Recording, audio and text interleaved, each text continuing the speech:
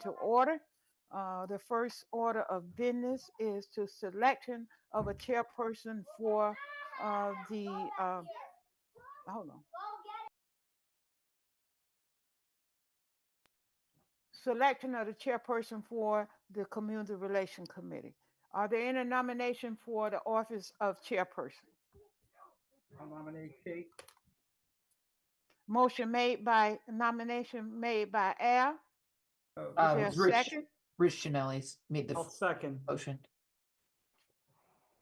Okay, wait a minute. Who made the motion? Janelli. Who? Rich. Janelli. Okay. And who seconded the motion? Al. Okay, thank you, Al.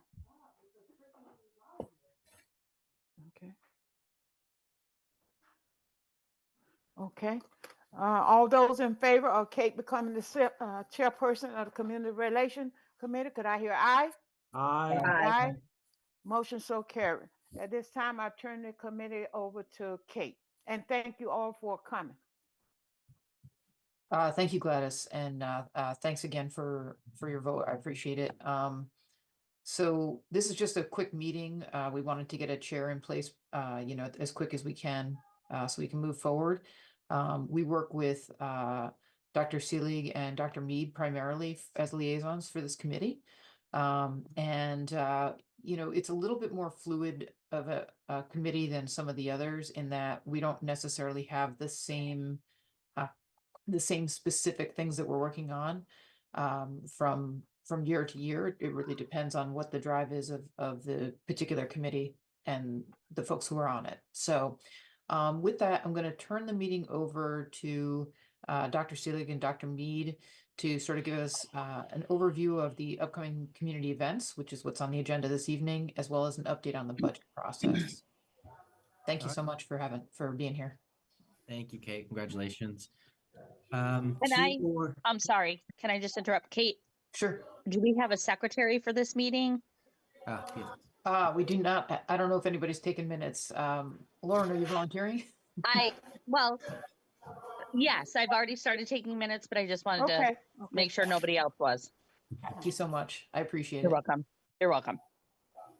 Right, thank you.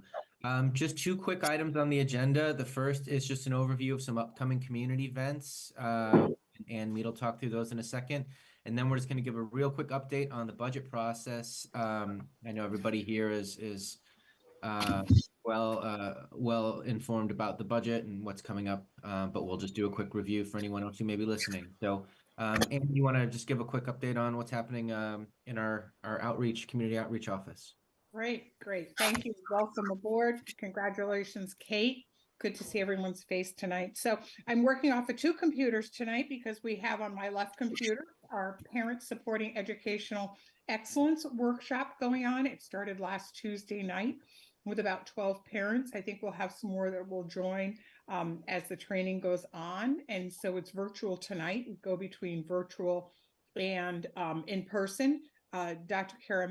Casimiro will be at one of the sessions. The group, as part of the curriculum, will be coming to the board meeting at the end of February, I believe it is. It might be the end of March. And so we're excited about that. We also have partnered very closely with the Adult Ed We Race and have many different workshops going on all over the place, but our partnership is with those that are happening at the Ellsworth building. So there's EPEP, which is empowering people, along with ESL classes that happens there 3 nights a week. Childcare and dinner is provided, and that's just an absolute awesome group. And then in 2 weeks, I guess it is, we'll kick off a new, what we call family literacy program at Morris Street School. And that will involve starting off with dinner for the families. Then we'll work towards bringing in some literacy and math coordinators for them to talk to the parents about strategies they can use at home. Then the children will join us back in that group, and we'll do a parent and teacher time together, and then followed by childcare, where the kids go off and do their things, and the parents will get an hour and a half at ESL service. So we've had that model at Ellsworth School, or not Ellsworth, at Morris Street in previous years, and we're really excited to bring that back. And coming up To note on all your calendars is our Family University and Early Childhood Fair on Saturday, March 23rd. Normally, those are two different events happening on different days, and the families said, can't you combine this on one day so we can get some really good workshops, that the kids can do things, and then bring in all your vendors. So we'll start with breakfast at 8:30, followed by some type of keynote opening at 9, and then parents will go into workshops from 9:30 to 11. One of the feedback that we'd received from our last two family universities is that parents wanted a longer workshop than just the 45 minutes or the hour. So we moved it up to an hour and a half or 90 minutes. So they will have that. And then while we're out of the cafeteria, about 40 to 50 vendors will come in and set up tables. Minnie Pilar from Action Early Learning is working with us, and she's chairing that part of the event that day. And normally we see between 400 and 600 families that come out to that. That will go till 1 o'clock. And that's all types of resources that families can use, from early childhood programs to extended learning programs, summer programs, other programs that parents and students can take advantage of, as well as some mental health providers, and then all of our community action providers in Danbury as well. So we're excited about that day. And so that's what's going on right now. We continue to register students. We continue to reach out to families, having families come to the center. As many of you know, that we are a center that families feel safe at. So they come out with any type of problems or needs that they have. So we definitely work with them through that. We also partner with the Richfield VNA. That's ongoing. We had a clinic 2 weeks ago. We have a clinic going this week. We saw 15 children 2 weeks ago. I think we're 15 or 17 children this week. So they're new enrollees to Danbury Public Schools that don't necessarily have health insurance. And so with our partnership with Richfield VNA Health, they provide the service through their private and public donations that they receive to service our children, get them vaccinated, a full physical, so they can start school within, usually a 2-week time. So that's it on our end. Is that all? Yeah, that's actually the food stuff going on, and a couple other things that are going on too. But No, and thank you. You always have such exciting stuff happening over. and it is really cool. It is really good. Please come. We'll do some type of open house for the board too. Yeah. For members, when Dr. Cronin's up and going again, we'll do some type of open house again. But feel free at any point to come out and visit the center. I guess I should just really, really quickly mention that the Collective Impact is up and going. Our new director, Melissa Hannequin, that was hired from United Way, which is our backbone organization, is doing a superb job at leading us through the Collective Impact and the work groups of chronic absenteeism and learner engagement, mental health, and then the early childhood group are off and running. At our chronic absenteeism subgroup last week, we had 20 participants, including more families. So we were really excited to see that. So save the date of March 12th.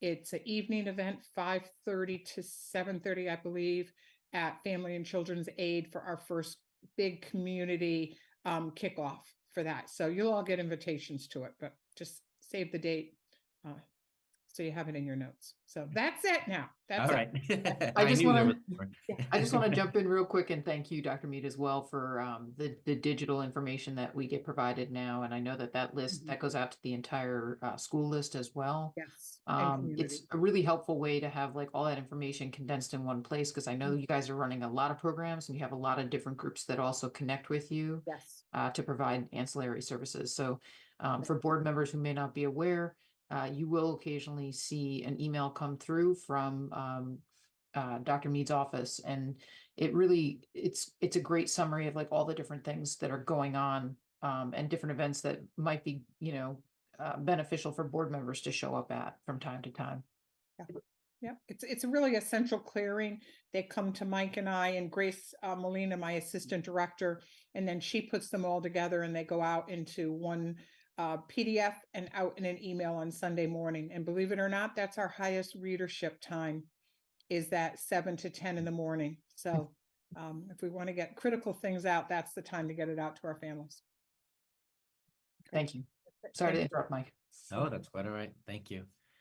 Okay, and the last item on our agenda is just a quick budget update. I saw John's on too, so John, please feel free to add anything here that I don't cover.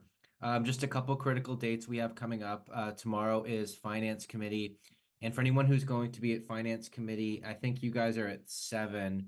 We're going to have sites at 5:30 in person right before, so we'll roll right into finance from there.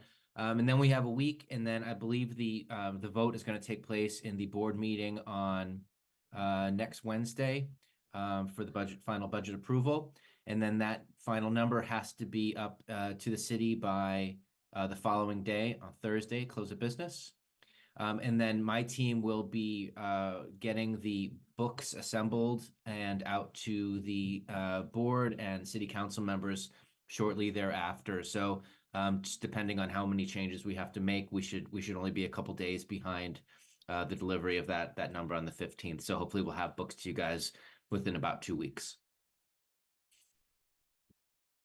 Are there any questions from committee members about any of that information? Okay. Any questions from other board members that may be on? Okay.